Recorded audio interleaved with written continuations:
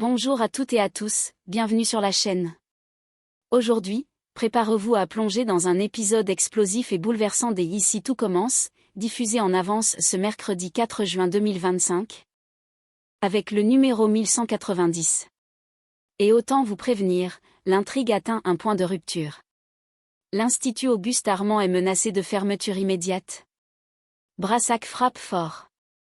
48 heures pour tout quitter, à moins qu'un coupable ne soit désigné. Clotilde, dos au mur, est prête à tout. Même à franchir la ligne rouge. De son côté, Bérénice retrouve lentement des forces. Mais Souleymane montre des signes inquiétants. Tremblement, fatigue, les séquelles de l'intoxication seraient-elles plus graves que prévu? Et alors que Milan tente de convaincre Sam de se rendre, Anaïs comprend qu'elle ne pourra jamais vraiment compter sur lui tant que Sam restera protégé. Mais ce qui va suivre est encore plus choquant. Clotilde propose à Anaïs de mentir, de porter plainte à tort, pour sauver l'Institut. Entre éthique et survie. Un choix impossible s'impose. Ajoutez à cela une touche de légèreté avec le stand déjanté de Lionel, Zoé et Thelma. Et une nouvelle phase de l'enquête avec Colline qui dévoile une conversation capitale entre Milan et Anaïs, et vous obtenez un épisode à haute tension dramatique, politique et émotionnelle. Alors restez bien jusqu'à la fin de cette vidéo pour ne rien manquer des enjeux cruciaux de cet épisode incontournable. Dans le grand bureau de direction, l'atmosphère est lourde, presque irrespirable. Brassac se tient debout face à Clotilde et Tessier, le regard ferme, les bras croisés. À ses côtés, les inspecteurs de la DDPP restent silencieux. Mais leur présence suffit à faire peser une tension électrique dans la pièce. L'Institut doit fermer. C'est une question de sécurité, d'image, et de responsabilité. Tranche Brassac d'une voix calme mais implacable. Tessier serre les mâchoires, Clotilde garde la tête haute, mais son regard trahit une inquiétude contenue. Brassac poursuit. Je vous accorde 48 heures pour vider les lieux. 2 jours. Pas une de plus. Clotilde tente de temporiser. Et les élèves? Ils n'ont rien à voir dans cette affaire. Certains sont mineurs, d'autres n'ont nulle part où aller. Un silence. Puis Brassac acquiesce lentement. L'internat peut rester ouvert pendant la fermeture. Mais à une seule condition. Que personne n'entrave l'enquête en cours. Si j'apprends que la moindre information a été dissimulée, la sanction sera immédiate et définitive. Tessier ne bronche pas. Mais au fond, il sent le sol se fissurer sous ses pieds. Brassac se redresse, prêt à partir. Le compte à rebours commence maintenant. Lorsque la porte se referme derrière lui. Un silence pesant s'abat sur le bureau. Clotilde et Tessier échangent un regard. Plus qu'un défi administratif, c'est une course contre la montre qui s'annonce. Et peut-être, le début de la fin. L'après-midi est calme, baigné d'une lumière douce dans le salon où Bérénice repose encore, entourée de coussins et de fleurs. La sonnette retentit. Lorsqu'elle voit Souleymane apparaître. Un bouquet de pivoine à la main, un sourire sincère illumine son visage. Pour toi, dit-il avec tendresse en lui tendant les fleurs. Elles sont magnifiques. Murmure Bérénice, touchée. Constance, assise non loin, observe la scène avec bienveillance. Mais soudain, un détail attire son attention. Alors que Souleymane lui tend le bouquet, sa main tremble légèrement. Presque imperceptiblement, mais suffisamment pour éveiller un doute chez elle. Elle se lève doucement, s'approche. Tu vas bien, Souleymane? Tu as l'air, un peu fatigué. Il fronce les sourcils, regarde sa main, puis la glisse machinalement dans sa poche. Oh, juste un petit coup de mou, j'imagine. Rien de grave. Constance n'insiste pas. Mais son regard reste inquiet. Parfois, après un choc ou une intoxication, le corps garde des traces. Le médecin parlait de possibles faiblesses musculaires. Souleymane acquiesce. Sans répondre davantage. Un peu plus tard, alors que Constance sort pour prendre un appel, Bérénice se tourne vers lui, plus sérieuse. Tu crois que ça va passer? Je sais pas. Mais si ça continue, j'irai consulter. Promis. De son côté, Bérénice aussi se prépare à aller de l'avant. Elle a pris rendez-vous pour entamer des séances de rééducation dès la semaine suivante. Son corps doit retrouver de la force, du contrôle.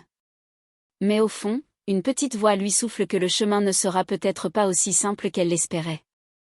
Et si ce qu'ils prenaient tous pour une faiblesse passagère, cachait autre chose? Dans les couloirs silencieux de l'Institut Auguste-Armand, l'ambiance est irréelle. Depuis l'annonce de la fermeture temporaire, tout semble suspendu. Les élèves marchent à pas feutrés, les cuisines résonnent creux. Clotilde, elle, peine à masquer son bouleversement. Ce lieu. Elle l'a porté, défendu, aimé, et le voir ainsi contraint de fermer, même pour quelques jours, lui déchire le cœur. C'est sa sœur, Rose, qui la trouve assise dans la salle des profs. Regard perdu par la fenêtre. Je sais que c'est dur, Clotilde. Mais tu pourrais leur offrir un dernier moment. Un dernier cours. Ils en auront besoin. Toi aussi. Clotilde hoche lentement la tête. Elle se lève, prend une grande inspiration. D'accord. Mais ce sera un cours dont ils se souviendront. Dans l'après-midi. Les secondes années sont rassemblées dans une des grandes cuisines. Clotilde fait son entrée, droite et digne malgré l'émotion dans ses yeux. Pour ce dernier cours, je vous demande de revisiter un plat marquant de votre année. Pas un plat parfait. Un plat qui raconte quelque chose. Qui vous a fait grandir. Un silence solennel accueille ces mots. Puis chacun s'active, en silence, presque religieusement. Les gestes sont précis, les regards concentrés. Dans chaque mouvement, un mélange de nostalgie et de fierté. Les créations sont posées une à une sur le grand plan de travail. Des odeurs familières emplissent la pièce. Certains sourient, d'autres ont les larmes aux yeux. Après le dressage, un petit pot s'organise presque spontanément dans la salle commune. Jus de fruits, chouquettes, tartes improvisées, et beaucoup d'étreinte. L'ambiance est douce amère. Comme un dernier acte qu'on aurait préféré ne jamais jouer. Clotilde reste un instant en retrait, observant ses élèves rire, parler, s'émouvoir. Et dans ce moment suspendu, elle se rappelle pourquoi elle a choisi d'enseigner ici. Même dans l'adversité, la transmission reste un acte de beauté. Devant les grilles de l'Institut Auguste-Armand, Thelma, Zoé et Lionel ont installé une petite table bancale couverte d'objets insolites issus de leur fameux stock mystère, presse-agrumes en forme de canard, tapis de cuisson fluo. Épluche légumes 6 en 1. Mais malgré leurs efforts, les élèves passent sans s'arrêter, jetant à peine un regard curieux. Franchement, j'y croyais plus, soupire Zoé. Personne n'achète rien. On s'est peut-être un peu emballé? Murmure Thelma. Mais Lionel, lui, refuse d'abandonner. Il bondit sur une chaise, prend une spatule dans une main, une boîte colorée dans l'autre et se lance dans un discours théâtral. Mesdames et messieurs, voici l'objet révolutionnaire qui va changer votre vie en cuisine. Anti-adhésif, anti-stress. Et en prime, anti-belle-mère si vous lui lancez assez fort. De loin, Tom assiste à la scène, hilar. On dirait du téléachat à l'ancienne, plaisante-t-il en s'approchant. Et tu ne sais pas ce que tu rates, réplique Lionel en lui tendant un décapsuleur multifonction 12 usages. Allez, prix d'amis. 30 €. Tom éclate de rire, puis sort son portefeuille. Allez, va pour 30. Mais c'est uniquement parce que tu me fais pitié. Transaction conclue. Et maintenant? T'es officiellement mon ambassadeur, ajoute Lionel, triomphant. Tu vas m'aider à trouver d'autres clients. On va faire un carton. Tom lève les yeux au ciel, mais joue le jeu. Pendant que Lionel jubile, déjà en train d'imaginer réinvestir pour acheter de nouveaux lots, Thelma et Zoé s'échangent un regard. On le suit, demande Zoé, mi-amusée, mi-inquiète. Il est à 2 doigts de créer son propre téléachat ambulant. Souffle Thelma. Et s'il finissait par y croire pour de bon?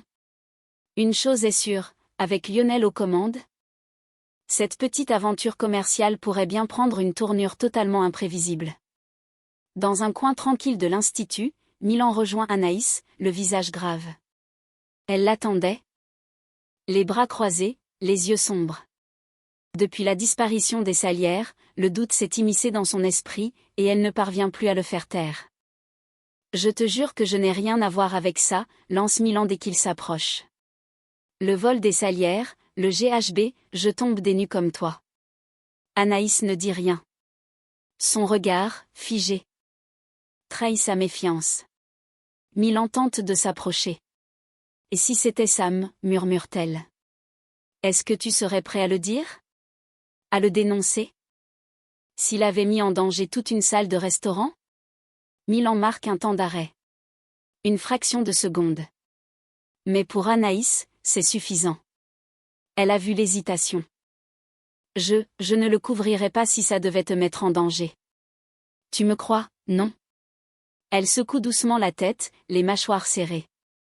Non, justement. Je crois que tu le protégerais, encore. Comme toujours. Milan baisse les yeux, incapable de répondre. Entre eux, un mur s'est dressé.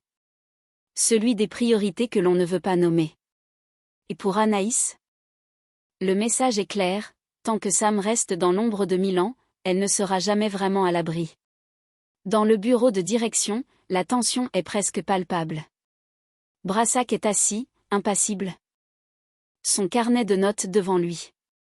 À sa droite, Tessier observe, bras croisés, le regard perçant. En face d'eux, Colline tente de garder contenance. Mais l'atmosphère a quelque chose d'étrangement oppressant. Brassac l'interpelle calmement, mais sans détour. Colline, vous étiez présente lors des vérifications avec la DDPP. Vous avez remarqué quelque chose d'inhabituel ces derniers jours? Elle hésite. Puis finit par hocher doucement la tête. J'ai surpris une discussion entre Anaïs et Milan. Tessier se penche légèrement, les sourcils froncés. Quel genre de discussion? Colline marque un temps, pesant chacun de ses mots. Il parlait de Sam. D'un possible lien avec ce qui s'est passé au double. Anaïs avait l'air inquiète. Milan, lui, cherchait à la rassurer.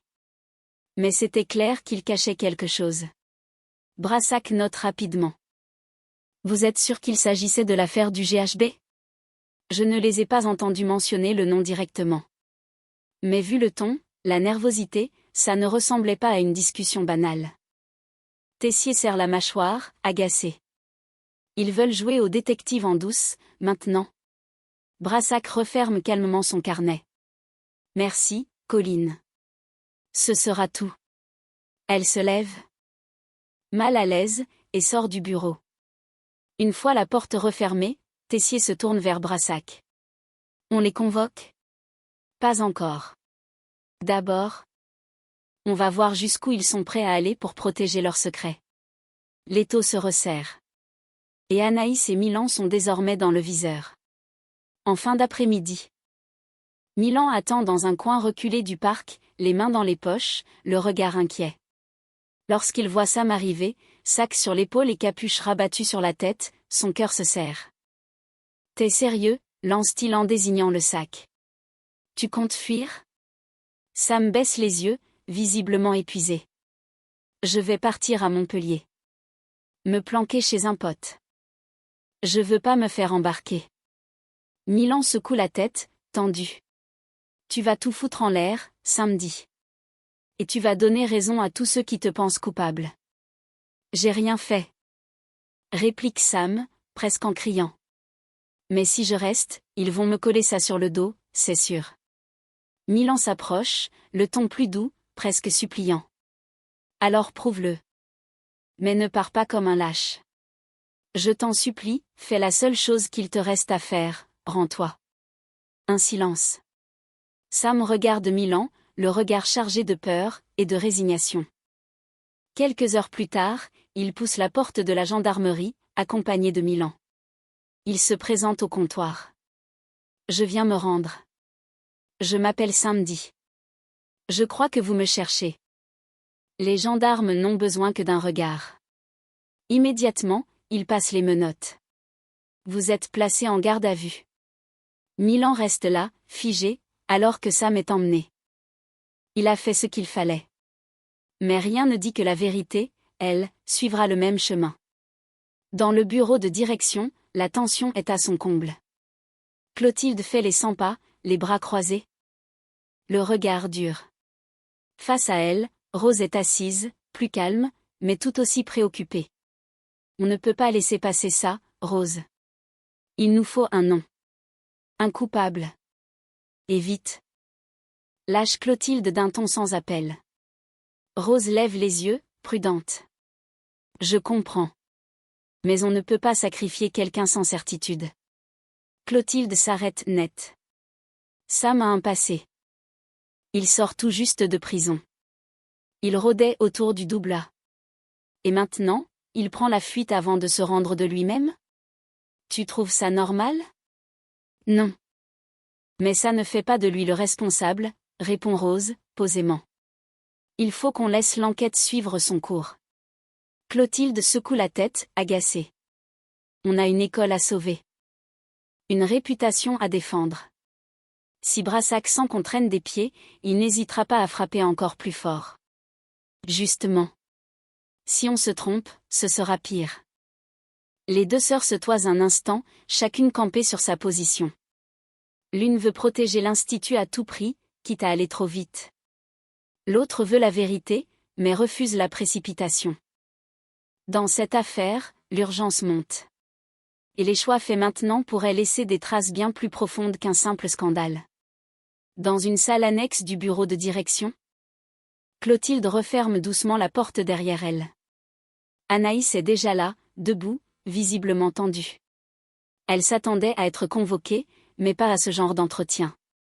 Clotilde s'approche. Le visage fermé. Anaïs, je vais être directe. L'Institut est en péril. Anaïs fronce les sourcils. En péril comment? Clotilde soutient son regard. Brassac est clair.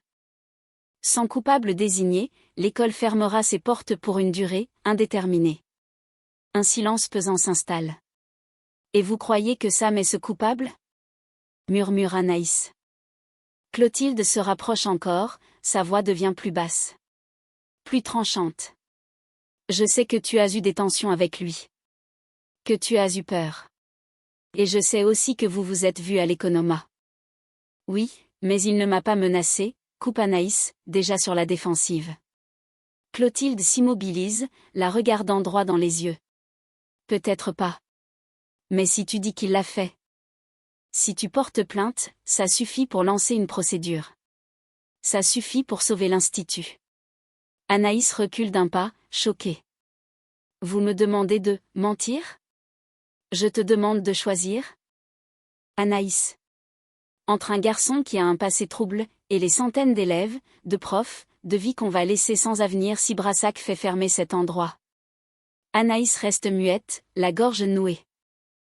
Elle sait que ce qu'on lui demande est injuste, peut-être même illégal. Mais dans les yeux de Clotilde, il n'y a ni doute ni hésitation. Le poids du choix s'écrase sur ses épaules. Et la ligne rouge? Elle est déjà en train de s'effacer. Voilà, chers passionnés de l'Institut Auguste Armand, cet épisode 1190 du mercredi 4 juin 2025 nous offre un cocktail brûlant de dilemmes moraux. De pressions institutionnelles et de trahisons voilées. Tandis que la menace de fermeture plane, Clotilde est prête à tout sacrifier pour sauver l'école, quitte à instrumentaliser Anaïs. Et du côté de Milan et Sam, la frontière entre loyauté et vérité se fissure peu à peu. Dans l'ombre, Bérénice tente de se reconstruire. Mais les inquiétudes sur la santé de Souleymane ouvrent la porte à une nouvelle alerte sanitaire? Rien n'est encore joué. Un épisode d'une rare intensité, où chaque regard, chaque mot, chaque décision peut faire basculer le destin de l'Institut. Si vous avez aimé cette vidéo, n'oubliez pas de liker, commenter vos théories. Et vous abonner pour ne rien manquer des prochains rebondissements. On se retrouve très vite pour la suite des événements à Calvière. Et croyez-moi, ce n'est que le début. À bientôt sur la chaîne.